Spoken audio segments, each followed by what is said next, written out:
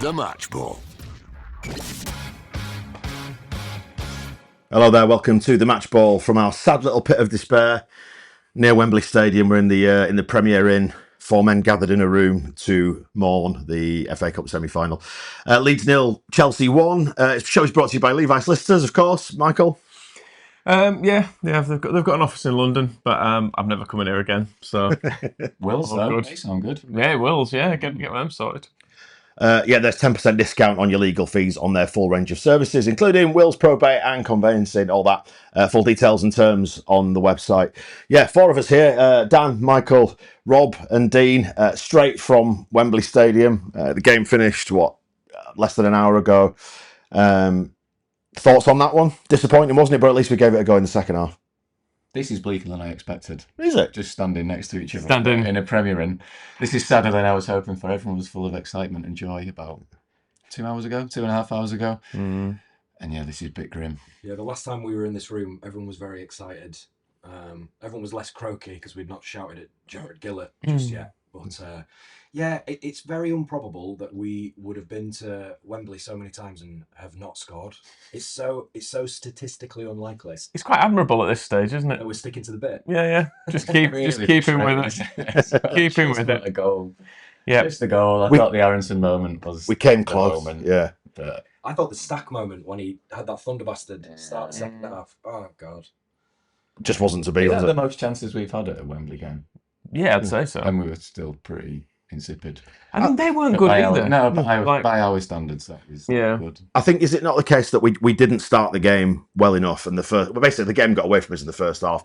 Although they'd started. They did start. Well, they'd started brightly enough and had the possession, but then suddenly we created that chance, and Aronson has that chance. If he puts that away, it's a completely different game. It was after less than a minute we win a free kick on the edge of their box. True. Yeah. They stay down, and Tanaka's free kick's pretty crap, and then we have the Aronson chance, which that's the moment, isn't it? Yeah, that's the chance you got to take, and it's not an anti-Aronson thing. It's just that's the chance you have to take. It's basically the same chance Adam Armstrong takes against us in the playoff final. And as crap as we were that day, that's the 1 goal Southampton score, and that's the big chance we get today. You need to take your chances, don't you? Or on a different day, one of the other sort of ones that was saved by Sanchez goes in.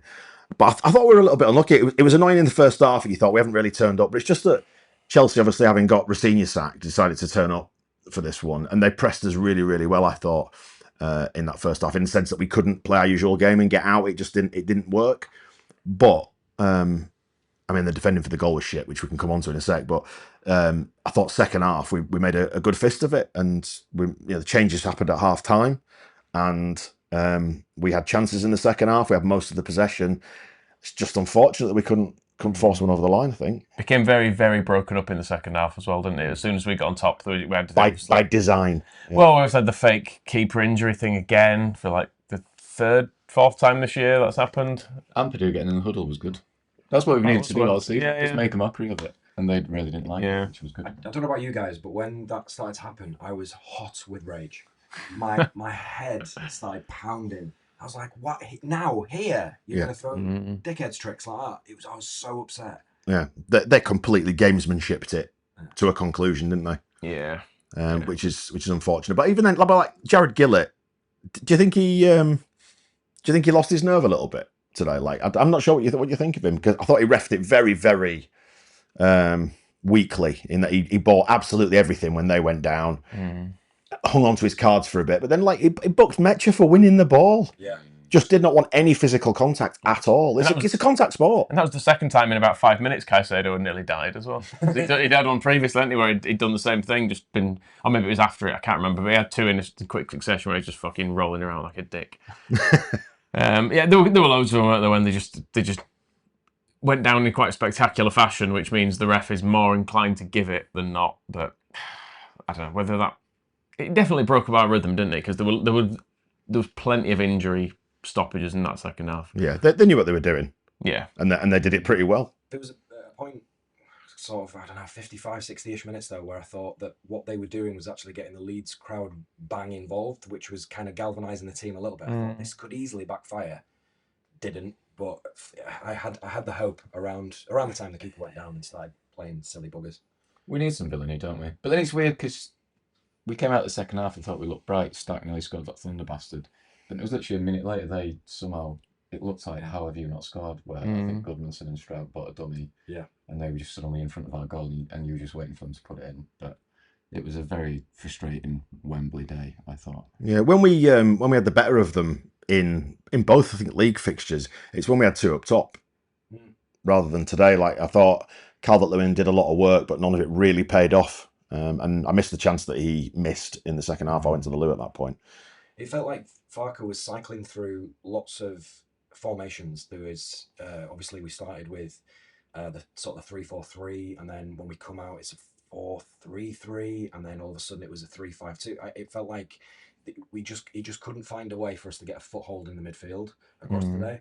And I don't blame Farke. Like, I think it is it wasn't for lack of trying, but I think there was just a couple off the pace today.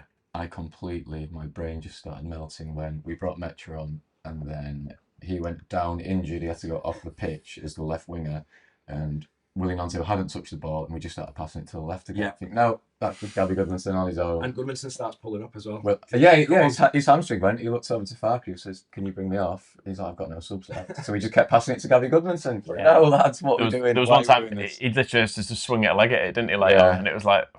and then we gave him it back after that. No, what are we doing? I will say, like, my sort of half-time feelings on it, and we were chatting about this, Michael, weren't we?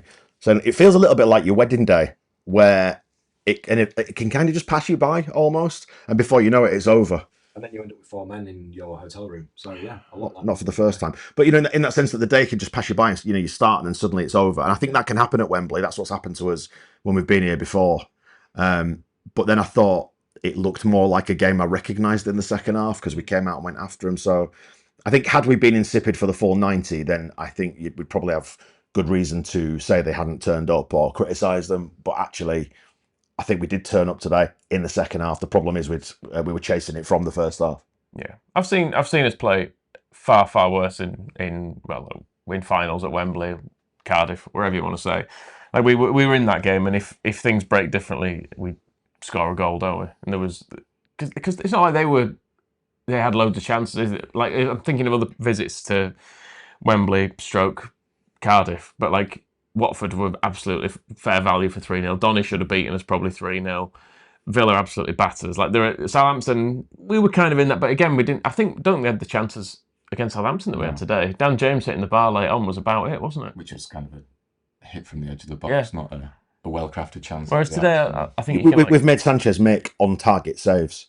Yeah, because it's got. I don't think it's a terrible finish from Aronson either. It's like he tries to put it across the keeper, a decent save, and it's well saved, isn't it? So yeah, we've had a bit of a go. I think whether you can say whether or not we started with the right formation or not, I don't know. Given the success we had against Chelsea with Metro up front, but equally, I think you saw at half time when we brought Stack and Roden on.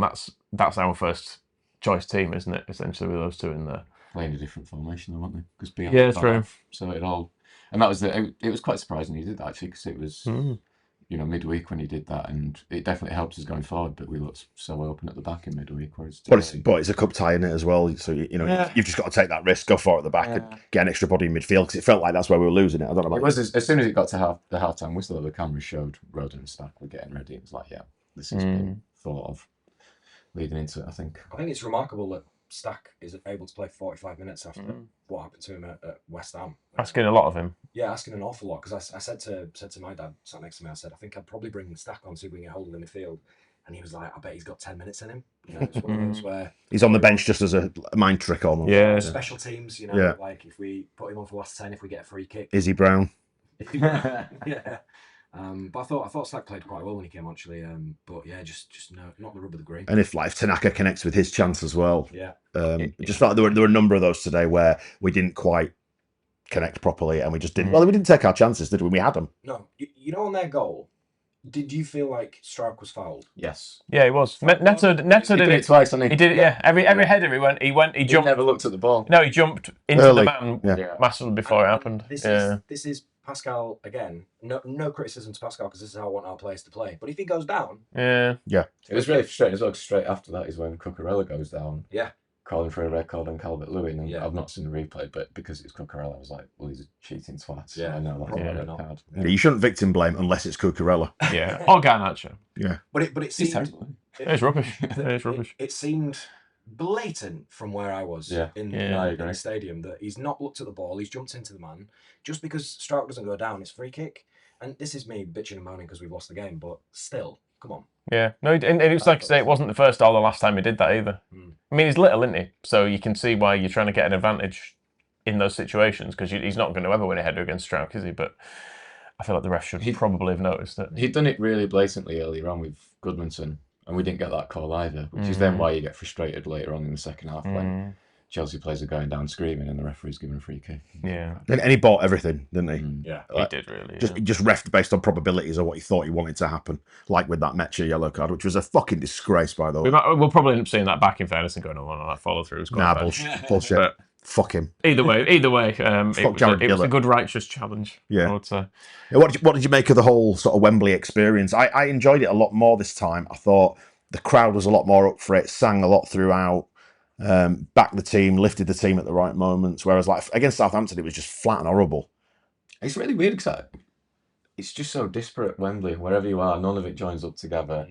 So you have different sections singing different songs. Because, like, I remember at the Southampton game where I was, it felt like quite a good atmosphere, but none of it joins up. Oh, that's interesting. Maybe because we had quite a singy bit, so I wonder if that's maybe. Yeah, and coming out of the Southampton game, I was quite surprised when I was like, that was terrible. And today it was quite loud where I was, but then it was a bit mixed. It dipped at times. It's just Wembley. It's shiny. It is too big, isn't it, to get stuff going properly? I think, though, for me, I can't speak for you guys. It doesn't feel anything like the Southampton defeat. No, not at all. No, it doesn't. I'm ridiculously disappointed because I wanted to cheer in there. Yeah. If we'd lost 2-1, I would have felt a lot better about it. Just having had a goal to celebrate. To go on, but as far as my feeling across the season goes, is what it is. It's fine, isn't it? And I just hope that the disappointment doesn't sit on the shoulders too much and you just channel it into a big performance on Friday. Because they'll get welcomed back to Ellen Road like heroes, I think, for Friday night. And that's put to bed the cup aspect of the season. I suppose, is there almost, and I'm probably just trying to bargain my way out of this grief, the distraction of the FA Cup is gone now. We go get the job done on Friday, and that basically brings the curtain down on the season. If we win on Friday, then we should be all right, shouldn't we then? Yeah. That's about the size of it. It didn't. At the end of it, it didn't feel like, maybe not as much Southampton, but I remember there being anger at the end of certain Leeds final performances where you're just like, because we've not showed up. Where you can quite fairly just shout fuck off at the players at full time, and I don't feel that was necessarily the case today. And also, I know Chelsea have been terrible, but they've been terrible with a manager they clearly have wanted to get rid of, and now they've got rid of him. It's £1 billion squad, and they've and it's had 20 years of being like the most well invested squad in the world as well. So like, thank God they've got their Chelsea back though. I wonder if they have. They've suffered so much. I don't think they've got it. I don't think they've got it back yet. So Roman Abramovich is there. As much as we want Man City to win fuck all, I really hope they win the double now. That's weird, isn't it? Yeah. I like how they beat them 7-0 in the final. Yeah. Because I still feel nothing when City do. It'd be a treble actually. Would it? Oh, they won that one as well, didn't they? Yeah. They won that. Apparently, you can just come to Wembley and win. Hopefully, we'll get them all strips off them though at some point, and then it kind of makes it all better. But I'm fine. It's like we're weighing up. We've got these rooms, haven't we? Here now. Do we want to just go home now? Because you drove down, didn't you, Dino, this morning? Yeah. I have to say, like, the M1 southbound was brilliant. It felt like a carnival. Every service station you passed, there were just Leeds fans and shirts everywhere. We stopped off at, what was it, Northampton? Yeah. Stopped off at Northampton, just hundreds of people milling around, people selling scarves and stuff at the service stations. And it felt like a really nice event. And I don't think the football match ruined it. I just don't think it went our way. Yeah, I think I'd agree. Whereas normally we have a great day out and then the football starts and that's shit. Now, we didn't start well in the first half, but I can give them a lot of credit for what they tried to do second half. At least they addressed the shortcomings, and promptly as well at half time. Make the change, go for it. Yeah, it's true. We've been talking, at points this season about, Farke waiting until the 70th minute, and I think it's again maybe a bit of credit for him, if not begrudgingly, that he made the changes when he did. Okafor getting cramp on 67 minutes. Yeah. That really annoyed me. We were laughing when we said he's frustrated. He's done in it every time, every single time. Surely there must be a trainer in the land who can get him to 85 minutes. Yeah. Surely to get his old chat level. Someone's like, no, I've been working with a sprinting coach. I'm like super fit. And you think, oh yeah. He probably needs pre-season, doesn't he, with us to get him properly fit. Or not just sprints, but a bit of like middle distance stuff. Giving you run like you do run like a 10k in a game, don't you? So he is all sprints, and he had some good moments, didn't he, as well? like he did get the better of the fullback a few times. Well, I would say we had nothing out wide. I didn't think in the first half, and then second half when we went to the four at the back, they just started to make it work, didn't they? Like it was more of sort of a traditional winger and then an overlap from like Goodmanson until his hamstring tightened up. Hope he's all right. We need him on Friday.